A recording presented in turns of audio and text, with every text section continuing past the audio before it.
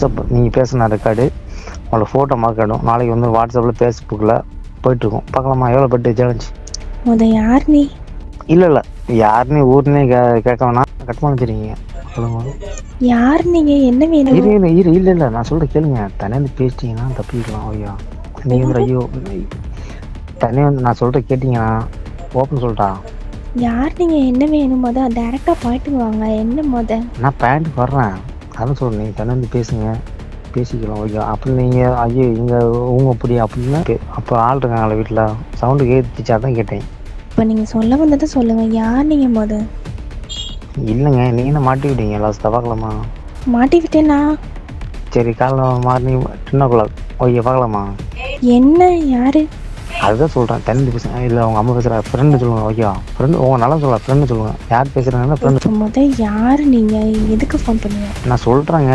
உங்கள் யாரை சவுண்ட் விட்டாங்களே வீட்டில் உங்கள் அம்மா யாருன்னு தெரியாது. உங்கள் லைஃப் நல்லா இருக்குன்னு சொல்லி நான் பேசிகிட்டு இருக்கேன். ஓகே என்ன பேசுறீங்க நீங்க? யார் நீங்க?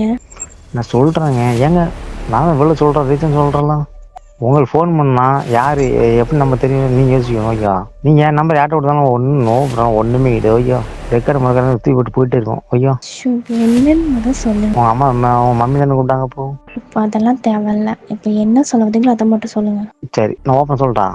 உன் நம்பர் இருங்க. ஹலோ பையனும் வயசும் ஃப்ரெண்டா கூட இருக்கலாம். இந்த இன்சிடென்ட் என் ஃப்ரெண்டுக்கு நடந்தால மட்டும் இந்த இடத்துல வந்து பேசலாம். ஃபாலோவர்ஸ்க்கு ஒருத்தவங்களுக்கு பார்த்தீங்கன்னா இதே இன்சிடென்ட் தான் நடந்திருக்கு. கேர்ள்ஸ் இந்த மாதிரி திருடன் கால் வந்துச்சுன்னா முதல்ல பேனிக் ஆகும். போல்டா ஃபேஸ் பண்ணுங்க. அவங்களோட உங்களுக்கு ஒரிஜினல் இமேஜ் இருக்கா இல்ல மாஃபி இமேஜ் இருக்கான்னு வந்து முதல்ல கன்ஃபார்ம் பண்ணிக்குவாங்க. சப்போஸ் உண்மையிலே இருக்கு அப்படின்னா பக்கத்துக்கு போலீஸ் ஸ்டேஷன்ல இல்ல சைபர் கிரைம்ல முதல்ல கம்ப்ளைண்ட் பண்ணுங்க. அந்த அன்பார்ச்சுனேட்லி உங்களோட இமேஜ் வந்து உங்க சோசியல் மீடியா லீட் பண்ணிட்டு ஆனா நீங்க பேனிக் ஆகணும் அவசியம் இல்லை.